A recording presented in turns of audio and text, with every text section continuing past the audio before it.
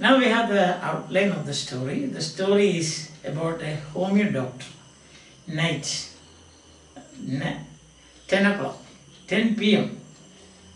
The homeo doctor has taken a room on rent in a house, an old house with a tiled roof. He comes from the restaurant after his supper. He opens the door, then he hears some sound. But he was not surprised because there were many rats in that room. So he had roommates. Roommates means living together, and the roommates were not human beings but rats. So he wouldn't bother about the sound. He came in and he took off his black coat. He's a doctor, black coat, his white shirt, and his vest. Vest is banyan, and that was a bit soiled. And he has his dhoti, wearing his dhoti. He sat in a chair at the table, and on the table there was a large mirror. This is very important. The large mirror is very important. He had just started practice. A very simple man that way. Means very poor man, not a simple man, will say comparatively poor, because he had only 60 rupees with him. He had only one black coat, one or two dhotis, and a book, Materia Medica. Materia Medica is the textbook for homeo doctors. Those people who practice, even for practice, not only students but practitioners also, they use Materia Medica. Material of medicine, that is Materia Medica. That is a Latin word, Materia Medica. Medical material or material of medicine. That way we can translate it. That means a book on homeopathy. So he lighted his, there is a kerosene lamp, he lighted it. It was not electrified, an old house, not electrified. Then there was a kerosene lamp, he lighted it and he opened the book. He heard sound again. He said, he didn't bother. He thought, oh, rats, my friends, they are going and coming, that's all. And then he sat in front of the mirror. He looked into the mirror. He saw he is comparatively handsome. He thought, I should become more handsome. So I should grow a thin mustache. Another thing he thought was, he smiled. Then he found that he is more handsome.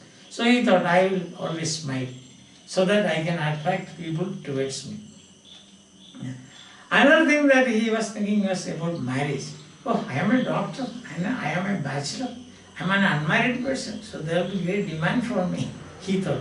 And then what happened is that he thought like this, I will marry a very fat lady. Why, he, according to him, if he makes any mistake, or something goes wrong in their life, married life, he will run, he could run away.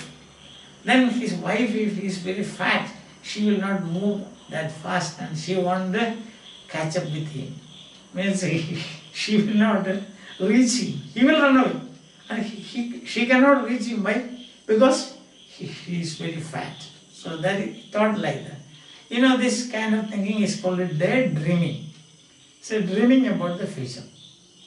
And again there were sounds in the room because it's an old house, I told you, a tiled roof and so on. And he thought these are rats. Then suddenly what happened? He heard a sound, a thud sound, thud, T-H-U-D, thud, thud. This is the thud sound. That is, for example, a hose, you fill it with water and then drop it on the ground. A kind of sound, a special sound. He looked back. As he looked back, what he sees, that's the thing, it's a cobra. A full-blooded cobra.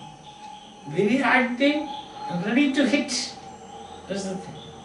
Full-blooded cobra. It got slowly slithered, creeping, So cut into his left arm and coiled itself just above his elbow, that is this part. and then pressed like this. As he looked, turned and looked, he saw the cobra with its hood spread, looking at him and darting his tongue like this, ready to.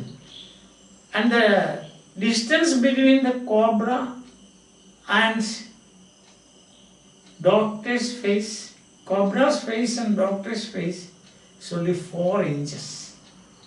Just 4 inches. Imagine what would happen to a human being. And the cobra is like this, darting his tongue. He was stunned. S-T-U-N-N-E-D, stunned. He was stunned, means he became like a stone, a statue like. Not know what to do. He prayed to God in his mind, oh God, what would happen? 1 or 2 moments. My life is in the hands of this cobra. What can I do? I don't even have the first aid box with me. What a foolish doctor I am, he thought. What a fool I am, he thought. What would I do if it bites me? Then, for some unknown reason, the cobra turned its face towards the mirror and saw its reflection in the mirror. And probably, the doctor thinks like that, it was enamored or charmed, or it felt that it looks very beautiful. Unwound, see, unwound from his hands, slipped down slowly along his bosom. It climbed on the table and just stood looking at it face to face. The moment the doctor got his freedom, he ran for his life as fast as he could. The snake was looking at its reflection and enjoying its beauty. He ran. Nearby, there was his friend. As soon as he reached there, he sprinkled his body with oil and had a bath and told everything to his friends. Next morning, his friend and the doctor, accompanied by 2 or 3 people in that village, they came to his room to vacate it for his life, vacate it and take away his things. There he found there was nothing. All his possessions, simple possessions he had, were taken away or carried away by another gentleman, a thief, whom we call a thief. He stole it and went away. When he, much to his surprise, he was surprised to see his vest was still hanging there. Even the thief did not want to take that vest. That is the anticlimax of this story. Understand that? He was narrating this story to a group of people.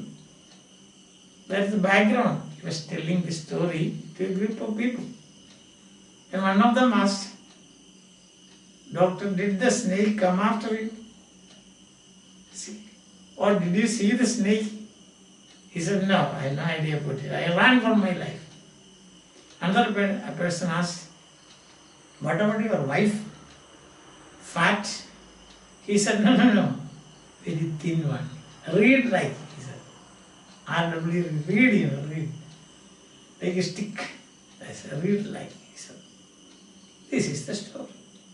Now, what is the lesson here that we should learn? Don't be proud of your beauty, your profession, your status in life. Bachelor, doctor, I can marry, I will marry a fat lady, then I will make myself more handsome. Just a moment, all his plans turned upside down. He started calling God. And thus the story tells us that the doctor is cured of, C-U-R-E-D, cured of his pride if he had any. I hope you have followed the outline. From the next class onwards, we will take this one by one, sentence by sentence, and explain. Till then, bye.